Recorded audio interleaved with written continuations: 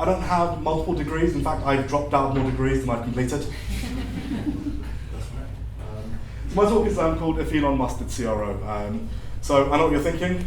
He doesn't look like Elon Musk. So let's just set the record straight. I am not Elon Musk.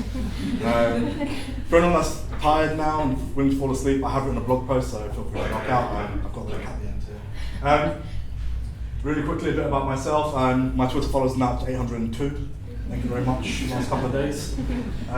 So I'm at Dodo Nerd. That's D-O-D-O, not Doodoo Nerd. You can ask why.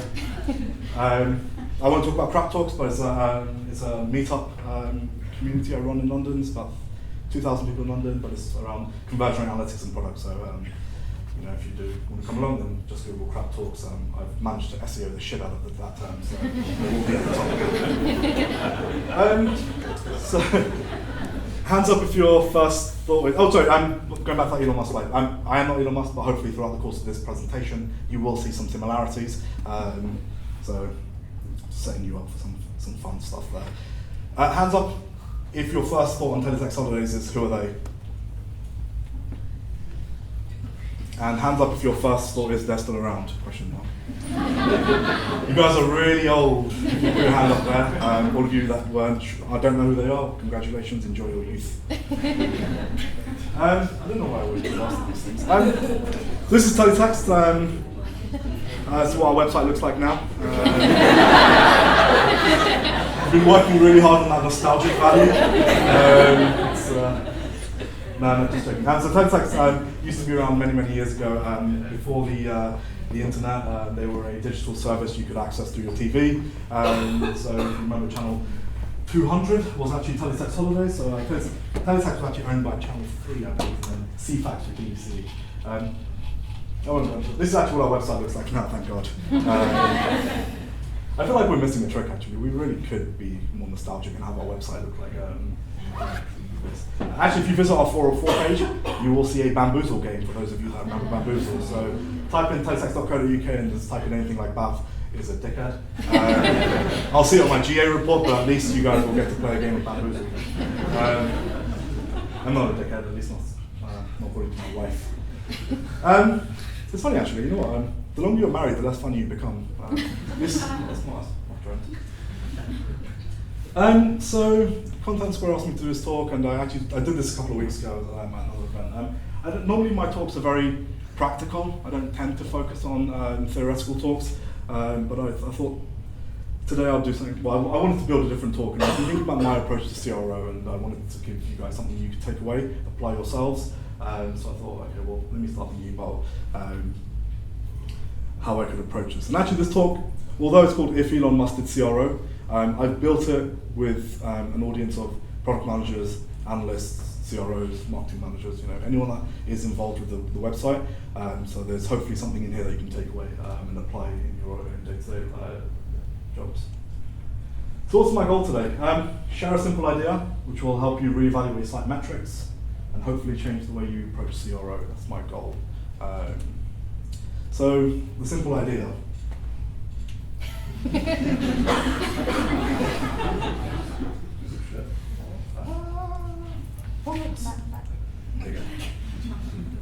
First principles thinking. So we've heard a lot about biometrics and biology and chemistry and all that stuff. Physics now. The act of deconstructing something into its fundamental parts that you know are true and building up from there. What this Elon Musk quote. FYI, I'm a massive Elon Musk fanboy. I really like the book. He's never tweeted me back yet, so fingers crossed. First principles thinking means boiling things down to their most fundamental truth and reasoning up from there. Or one I really like is this one: don't just follow the trend. You may have heard me say it's good to think in terms of the physics approach of first principles, which is rather than reasoning up from analogy, you boil things down to the most fundamental truths and you can imagine and reason up from there. So he actually applied this, so just to give an actual real life use case. When Elon Musk was conceptualizing SpaceX, before he thought building them himself, he went to Russia and he tried to buy some rockets. He was laughed out of Russia on his way home on the flight back with Jim Cantrell, who's a contractor from NASA.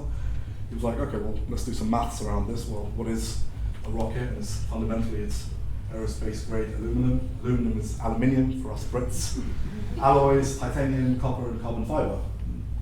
Worked out the cost of that, and you thought, actually, you know what? We could build this ourselves at a fraction of the cost and really reduce the cost of space travel. And this is what actually drives their goal of reaching Mars or colonizing Mars. The same principles were applied with batteries in Tesla. So trying to buy batteries on the market was really expensive. So he thought, okay, well, how do we do this ourselves? So what is a battery? It's cobalt, nickel, aluminum, carbons, and polymers for separation, and a seal can. If I seem out of breath, it's because I'm a bit under the weather today, not just because I'm fat. I apologise. Forgotten how to breathe. But I thought to myself, okay, so how would Elon Musk apply this thinking to his day-to-day job? And I think about my approach to sort of like CRO, and think about what I like to really break down the website into its most fundamental components. And I was like, having read the book, I was like, what's this sort of like first principles thinking? So I went away and did enough research that I could tie this thread together, but there's no real physics behind it.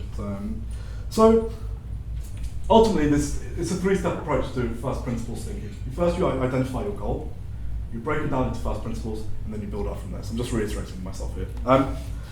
Jim Cantrell, who I mentioned, was the contractor that worked with Elon Musk, has the same, he mentioned that Elon Musk has the same ways of working. He starts by defining a goal and puts a lot of effort into understanding it. I think, having worked in the industry for the last 10, 11 years, one of the things I've realized that people they fail to understand their goal. And I don't mean the ethos, the vision and the mission stuff.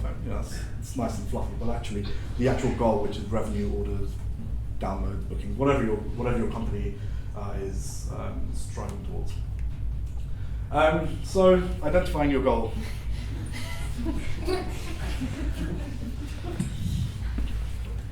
Conversion rate is not a goal. For anyone that tells you conversion rate, if your role is a conversion manager or whatever, conversion rate is not a goal, it's just a lever, right? Ultimately your goals are going to be your revenue, orders, your booking, something along those lines. I'd much rather have 1 million customers converting at 1% than 100,000 converting at 5%. I've done the maths, that is right. Because ultimately it does come down to volume. So breaking down to unit economics into first principles. Unit economics is a concept that a lot of people don't understand, or they do understand it, but they've never put it into the bigger picture. So what I wanted to do today was I wanted to take a goal like revenue and break it down into its first principles of unit economics. And I use the term, it's loosely unit economics, I should just clarify. Unit economics is usually based on just the financial side of things. I want to take that a step further and say, well, how does this apply to user behavior as well, and the actual website? So, first principles, macro, micro levels, you've heard all these terms. Most people usually work in that sort of like siloed route. I'm a product manager on this product, so this is my goal. I'm a CRO person, goal is conversion, this is my goal. But actually, everything you do fits into a bigger picture. So, what is revenue? Oh, well, it's quite simple. Orders times your average order value. Right? It's not groundbreaking. What are orders? Orders your orders are the number of customers times the purchase frequency. So how often they purchase. What is your average order value? Well, it's your average price times your basket size. How do you make up the number of customers? It's your visits times your conversion. By the way, when you get to a point where it can't be broken down any further, you've approached a law or a first principle. So that effectively becomes a lever you can now start to think about optimizing. Let's keep going. Average price. Well, what is your average price? It's your cost of goods times the markup you apply on that price. So your margin, whatever it might be. Visits. Impressions times your click-through rate. Or cost divided by your cost per click. So if you want to start increasing your visits, you can either try to increase your click-through rate, buy more impressions, increase your costs, or reduce your CPC. Right, it's one of those. So they start becoming your fundamental principles. Conversion rate. This is one where it's. I tried to find a formula that works for this, and I really wanted to make sure it works. It does. So conversion rate. Well, first of all, you have a dotted line to average price. If your price is low, it doesn't matter how crap your website is, someone's going to buy. But more fundamentally, conversion rate is your 1 minus your bounce rate times step 1 completion rate, times step n completion rate. So those of you remember your maths, your sum of n steps, blah, blah, blah. Times your add to basket rate, times your cart completion rate. So this is the tree. You don't have to take a picture of this, by the way. It's on the website. It's on the blog post I've written about this.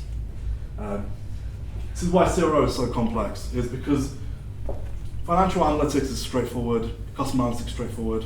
A lot of the different types of analysis out there are fairly straightforward. CRO, product analytics. This is where it starts to get complicated because you're working with uncertainties and lots of external confounding factors. So I've also put my Twitter handle there, so anyone wants to take a picture of this and put it on Twitter. There you go. So let's take a look at that sort of like final step from the conversion perspective. So I mentioned this: one times your bounce rate, 1 minus your bounce rate times step 1 completion rate, times step n completion rate times add to basket times cart completion rate. So these are some random metrics I pulled out. This is my website, but you can see how this sort of starts to look like your conversion rate. Now, keeping in mind, this is a model, so it's a very simplified version of reality. But if you could take your website and break it down to multiple steps, you're going to find that it sort of starts to look like this. In reality, you've got multiple permutations and combinations that make up your user journey, but if you had to group things and start creating steps, like your home page, category pages, product pages, basket, checkout, blah, blah, blah, it starts becoming a bit more understandable. But, 30% bounce rate, that's not unrealistic, so you've got your 1 minus your 30%, which is 70%. Times most people do at least one step on your website, so go to the next section, it's 90%. So you start seeing it drop off. You get to your basket rate, it's about 40%, and basket, add to basket, basket completion rate, if they've gone through all the steps, they're probably more likely to complete. And then you're left with the ultimate conversion rate right at the end, there's 7.4%, whatever it might be, somewhere between 1 and 10%, whatever that looks like for your website. I did this for our website, so this is for Teletext Holidays. Basically, what does this look like for Teletext? Well, you land on the website. If you don't leave, you're going to perform a search if you sort of know where you want to go on holiday. You're going to refine, reorder your search results page. You're going to view a hotel. You're going to call, and you're going to book. Right? Booking is our goal, and breaking it backwards. This is where I started. So, in order to book, you've got to make a call. In order to make a call, you've got to sort of find a package that you like. In order to find a package that you like, you need to see a whole bunch of results. In order to see a whole bunch of results, you've got to perform a search. In order to perform a search, you've got to stay on the fucking website, right? Or you might come down a slightly different journey. You don't really know where you want to go, so you might come to one of our guide pages. So you're at the discovery phase. Sort of break it down to destinations, most popular, long haul, blah, blah, blah.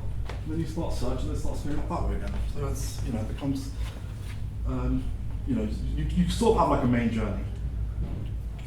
What if your goal isn't revenue? What if you wanted to increase the way you experiment? So, one of the questions I get asked a lot is how do you grow an experimentation program? So, what's your goal? It could be X hundred number of tests you want to get to. Well, what does that look like? Well, number of squads, if you work in a squad tribe, Spotify style structure, times the number of tests they run per year. So, you can either grow your squad, so more teams testing. Number of tests per year, well, that's number of tests you run per year divided by 12. So you can set an OKR, so each team needs to run at least these type of tests. This many number of tests. What does that look like? Well, you need to have a Z number of test ideas, running a certain level of bandwidth and resources. So bandwidth is total traffic and your available traffic. Number of ideas coming from people and ideas per person. So you can either have more people coming up with ideas, or you force more people to have more ideas. Spend more money, get more traffic, increases your bandwidth and what you can test. Available traffic, so you can start testing lean. So if you're running very strict tests, if you're running tests which are under very strict statistical parameters, what if you loosen some of those parameters and start going for like 90% confidence or 80%, 85% confidence? So that finishes tests quickly and opens up space. Resources are a good way of trying that. The number of resources that you have and developers, designers, you can increase it. That one's probably less likely to be something you can influence, but it's an option.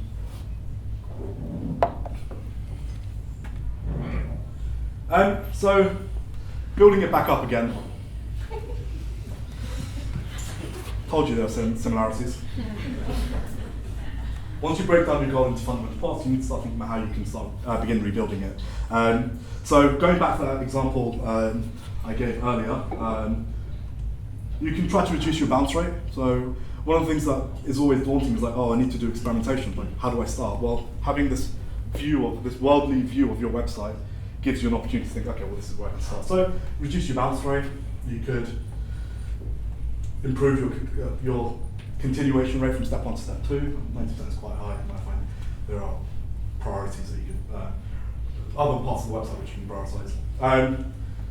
Increase the number of people viewing your category page, your product page, doing a search, whatever it might be, and a whole bunch of factors right until you get to a point where you can increase your conversion. Remember, this is simplified. This is a model, so you need to have a look at your website. But I thought I'd give an example. So this is teletext effectively.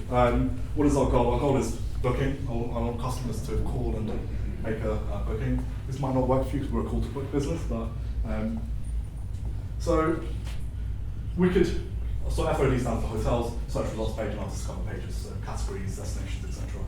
We could test on our hotel, sharing hotels, viewing hotels, search results page, or any number of places, and you can start breaking down your website and you start realizing what your levers become that you can pull in order to run experimentation programs. So this whole sort of like, oh my god, I need to test, it's so daunting.